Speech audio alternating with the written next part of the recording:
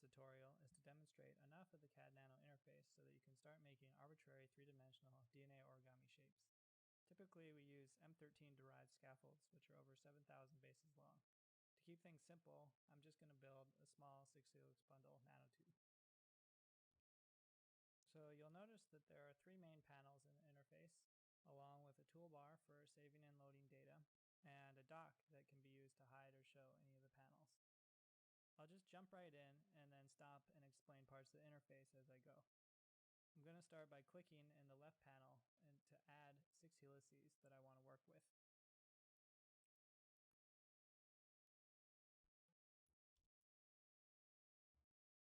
The leftmost panel is what we call the slice panel. If in our honeycomb lattice abstraction, the helical axis of each strand runs parallel to the z-axis in 3D space, then the slice panel is a fixed view of the XY plane. So basically you're looking down the ends of the helices. The slice panel is used to choose which helices you want included in your structure. The middle panel is the path panel. Now if the slice panel is a front view, you might think of this as sort of an unrolled side view of your structure. And this is where we spend most of the time routing scaffold and staple paths. The right panel is the 3D panel. And early on I had this idea that providing a real-time 3D interface would make the 2D interfaces more intuitive.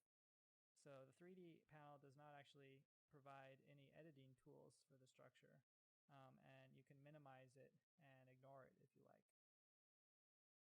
Okay, so moving on.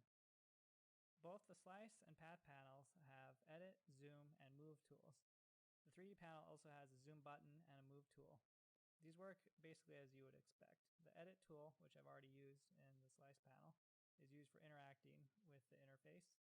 And then the zoom tool can be used to zoom in closer, or if you shift click to zoom out in both panels.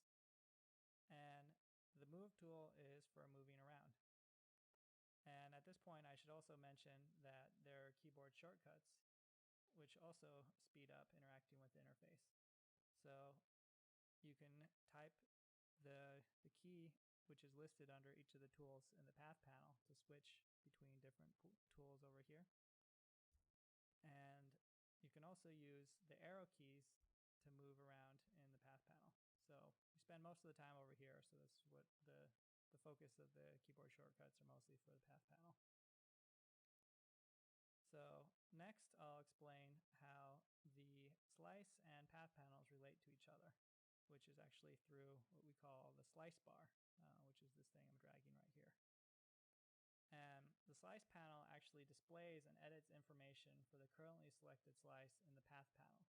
So while the honeycomb lattice is always fixed in the XY direction, how the helices are highlighted or edited depends on the location of the slice bar in the path panel. Notice that when the slice bar is moved to the first or the last position, it pops up with a little button that gives you the option to extend the grid in the Z direction. So this is how you expand the editing area in order to make a structure that requires more than just the default 42 base zone that we start with. And the slice panel has buttons to quickly move the slice bar to the first or the last position. So let's just go ahead and make this a little bit larger editing area. So I get this pop-up window and I'm going to extend the grid by 42 bases. We click OK. And we can see that now we have more space to edit with.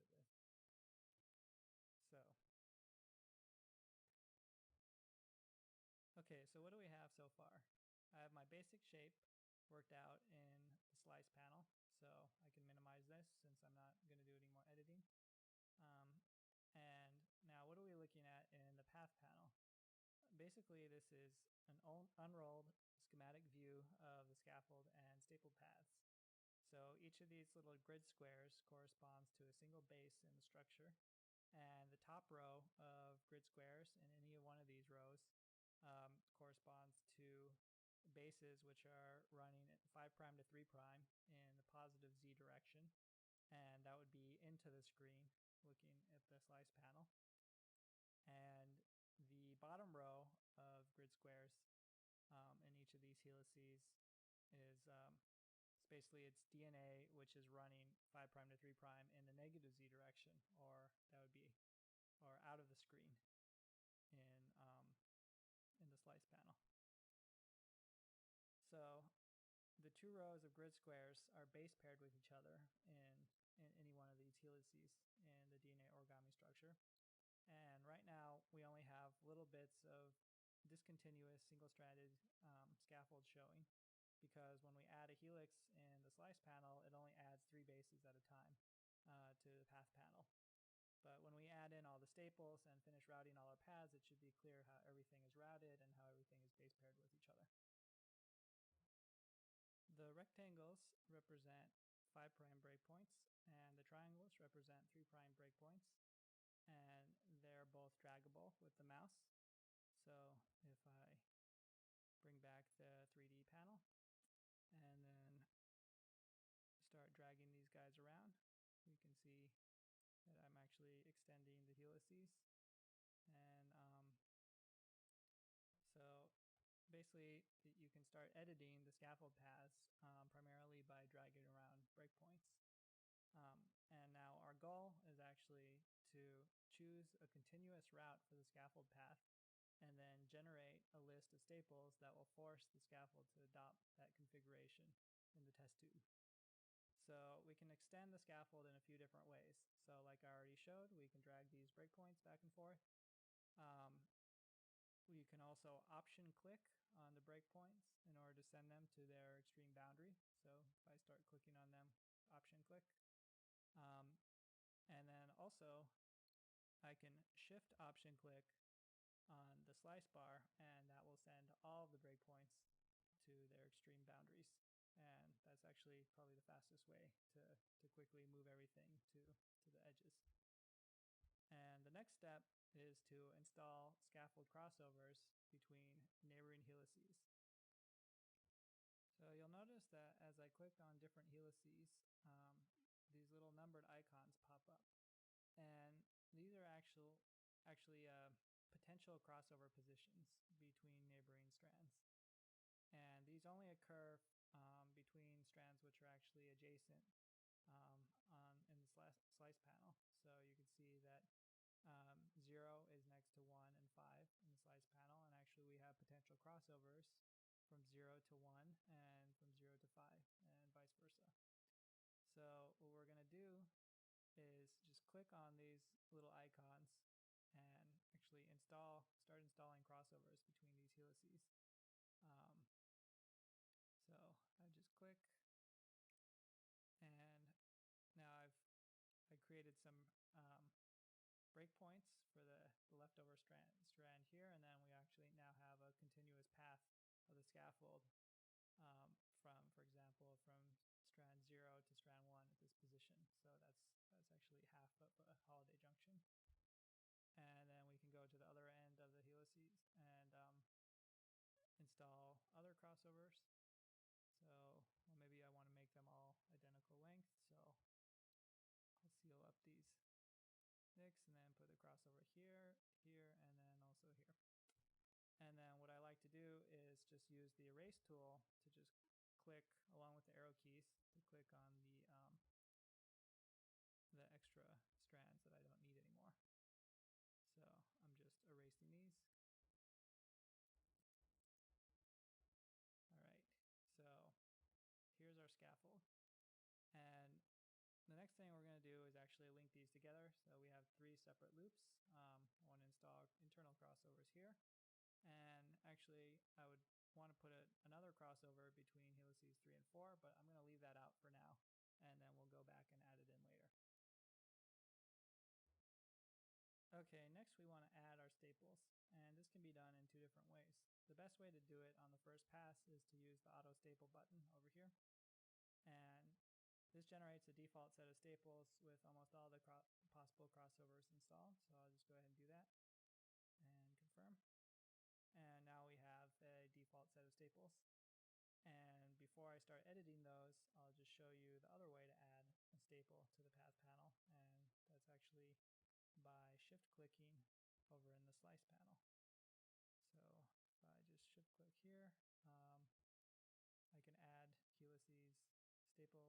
staple strands, just one at a time. But I'll just get rid of those since we don't need them. All right, so the first thing you'll notice about these staples is that some of them are drawn thicker than the standard lines, and other ones look normal.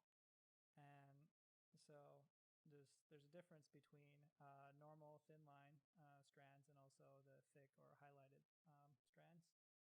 And the thick staples are highlighted because they're either circular paths or they're outside the recommended size range for the length of a staple, which is between 17 and 50 bases, non-inclusive. So the last thing we want to do is break up our staples so none of them remain highlighted. And this can be done also with the break tool. So I just choose the break tool and then go through and start looking at positions I might want to break these staples. And usually I'll just start at one end of a staple and start counting up. I try and get roughly 42 base staples, but shorter or longer is fine. And so I just start right here, and I do 1, 2, 3, 4. So this is like 28 plus 5 bases. That's fine. And then let's see, 1, 2, 3, 4. Yeah. So I'll break it here. Maybe I'll break the staple here, and then maybe one more break here. And I just work my way, through the paths and break the staples up into smaller pieces until none of them are highlighted anymore. And let's see here. Well, we'll put a break there. And I still have this strand, which it's highlighted because it's too short. And there's really nowhere for us to go, so I might actually just remove these crossovers and then just combine those staples with other staples. And then we have one more down here, and now this guy's too long, so we'll just add a break right there. All right, so now we have our staple paths. None of them are highlighted. And the next thing, if we're happy with the staple arrangement, the last step is going to be to generate our oligo list. And this is done with the add sequence tool, which is down here in the corner. And so the add sequence tool basically applies scaffold sequence starting at a 5' scaffold breakpoint. So when we do this, we'll get a pop-up window which shows us our sequences.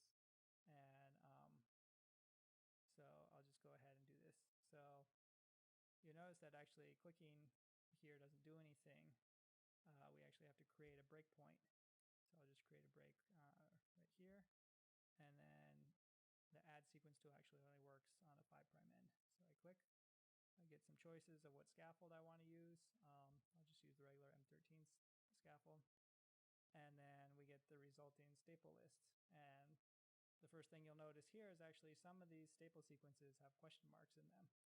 And this is because we actually had a discontinuous scaffold path. If you remember, I left out the crossover between 3 and 4, which we would normally want to put in, just to demonstrate that if you have discontinuous scaffold paths, then those staples will show up as question marks wherever they don't know what sequence they're supposed to be. So we can come back in here and actually install this crossover, and then I'm going to just get rid of that crossover there. Because I don't want to create any topological problems by having only 5 bases between a scaffold and a staple crossover. And then I'll just edit these guys. And all right, that looks good. And now I'll just regenerate that staple list. Click there, use the same scaffold. And now all of our sequences look good. I don't see any question marks. So we can just copy this to the clipboard and then work with our spreadsheet program. Okay, so I'll just go into numbers and paste the sequences into the spreadsheet, and we just see the same information we have here. And then one cool thing that we can do with the spreadsheet is actually use it to group our oligos. we want to pipette them in different groups when we're actually doing a folding experiment. So what we can do is actually just come back in here and use the paint tool, which allows you to change, select the color of each staple, and we can just go through and paint all of the staples specific colors. And so, for example, you might want to have all of the staples on the edge of your structure. You might want to sort of pipette those separately from your core staples. So what I might do is just color those. We'll color the front staples green, and then maybe I'll make the rear staples blue, and then I'll just regenerate the staple sequences using the add sequence tool. So now we just get a different, basically the same staples, just different color assignments. So I'll just copy those back to the clipboard, go back in here, and paste those. And now we see our colors have been overwritten. And what you can go is you can go into the conditional formatting rules and then actually add rules for each of the staples that you want to highlight. So if I say text is red, and then I'll just choose a fill color for that, and now my red staples just show up there, easy to spot. And then maybe I'll just do this for the other ones.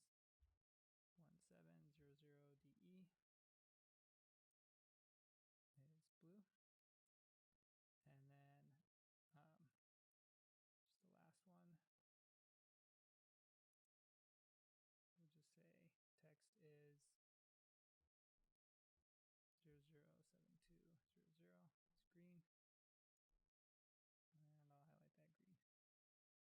Okay, so now you can just come in here and then sort this column, and then you just easily group your staples. So when you order them, they'll be adjacent in the 96 roll plate, for example, and easy to pipette. And so the last thing I want to show you is just how to export some of our design in some of the different formats. One last thing I wanted to mention about the paint tool is that you can just use the keyboard shortcut P to cycle through the colors quickly if you don't want to go and click in the color picker. So that speeds things up a little bit when you're just picking random colors. I'm gonna save talking about the more advanced editing tools for a future tutorial. The last thing I want to show you is how to export our design in SVG and X3D formats. So if we just click on the SVG export tool, and then I'll just call this a.svg and save it to the desktop. Then I can just open this up in Adobe Illustrator, and I basically have the same thing that I see in the path panel, just in Illustrator. So this is cool for making figures and diagrams, to have a vector format of the structure to just in order to get it out of the program, and so you can resize it, and we can actually also, as you see, the sequences are there. So if you ever really want to look in detail at what bases are in which position, then you can use the SVG export to do that. Finally, we can export a 3D or X3D model of what's in the 3D panel over here. So you just click over the X3D export and just use the default there. And I can open this in the X3D viewer called Instant Player. And so you get sort of a nicer 3D model than we can render currently in using Adobe Air. So this is also cool for quickly making a simplified model of your structure. Okay, so I think that's about all I wanted to cover. I hope you found this tutorial useful. I've really tried to make this interface as simple and intuitive as possible, so DNA origami will be accessible to as many people as possible. Please email me if you have questions or comments or feature requests, or probably most likely is you found a bug and would like the bug fix. So anyway,